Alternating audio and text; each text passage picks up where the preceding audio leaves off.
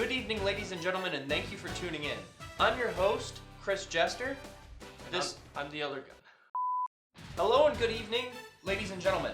I'm your host, Chris Jester. With me, I never know when to go in. Good evening, ladies and gentlemen. I'm your host, Chris Jester, and I'm accompanied by Mike, the other guy. His last name is Fenwick. We're gonna talk fantasy football today, so you ready? Let's get right into it. Jump right in. So first on the agenda, we're gonna discuss how we did this past week, week 5. Well, I tell you what, Christian, I really got smacked up this week. I took an L and I took it pretty hard. As did I, Mike. I lost by about 40 points. Okay, moving on. Let's talk about your stud of the week. Well, my stud of the week had over 14 receptions for 217 yards with 3 touchdowns, and I'm talking about Will Fuller. Will Fuller. Went off. What an absolute Had a firecracker of a guy. Had a day. Dynamite all around. Had a day, and he just so happened to be on my waiver wire, so I picked him up. So, be on the lookout for that. Well, that was great. That's great. All right. Moving on, we're going to talk about top week 6 potential pickups. Now, these players potentially on your waiver wire. We're not talking about the big dogs here. We're not talking about the Christian McCaffreys. We're not talking about the Tom Brady's. We're talking about the people that may be on your waiver wire. If you're looking to stream a quarterback this week, go ahead and pick up Gardner Minshew. Minshew Mania. Minshew Mania. That's the thing. He's been a backup, but a pretty consistent backup, and can get you some decent points. Now, if you're looking for a tight end landscape, it's pretty dangerous out there. Tight ends getting hurt, just giving you big old goose eggs. Now, I tell you what, Mike, I'm a big tight end guy. Big tight end guy over here. Love tight ends. Well, I can tell you who to pick up this week. That's the Jets tight end, Chris Herndon, coming off of suspension, and he's looking to ball out for you. Well, this has been great. We'll see you next week. I'm Chris Jester. I'm Mike, the other guy. Have a good afternoon.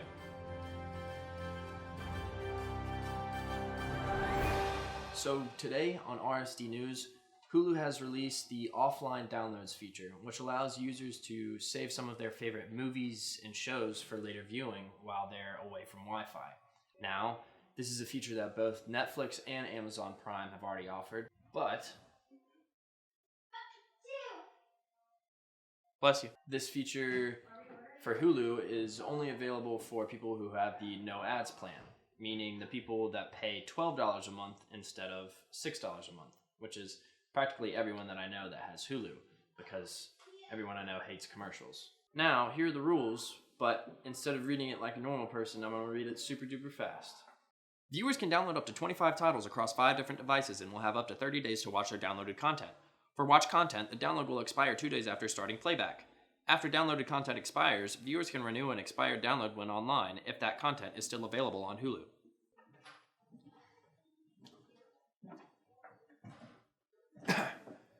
Now, it doesn't seem like anything too crazy. Just make sure you can finish whatever you're watching before it expires in 2 days after you start watching it. Let me know in the comments below what you guys are watching on Hulu at the moment, and I'll be sure to check it out. This next story will save a lot of people from unnecessary drama.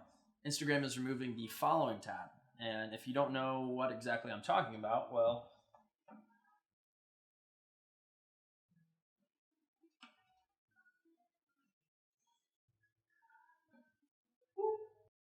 so the removal of the following tab will pretty much result in the heart icon now being strictly used for housing your activity.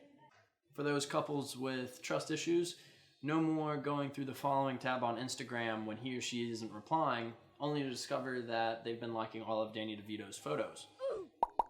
Oddly enough, that's what I get in trouble for most of the time, so I just figured it was relevant. Oh, shoot! I just remembered something. Instagram now has dark mode. It came out yesterday. It's great. It's awesome. I'm crazy about it. Also, please go follow us on Instagram. We would really appreciate it, and we will probably follow you back. For this next story, we get to nerd out a bit. Sony has confirmed that its next-gen console will be named PlayStation 5. Not really a surprise there. You can expect it around the holiday of 2020. The biggest changes that can be seen are in the controllers. The L2 and R2 triggers will now be adaptive triggers, meaning that developers can go in and fine-tune the resistance of the triggers themselves.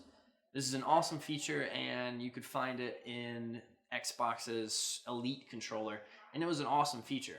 I have an Xbox and I have a PlayStation, and I always wanted the Xbox Elite controller, but it was like $150. It's crazy. So this new feature is going to be standard in the next PlayStation. Exciting things. I'm ready to get my hands on it, and let us know in the comments below what system you're playing on, if you're a PC player, Xbox, Nintendo Switch. If you still have a Wii, that's cool. That does it for me today. Thank you guys so much for watching. Please like, comment, and subscribe.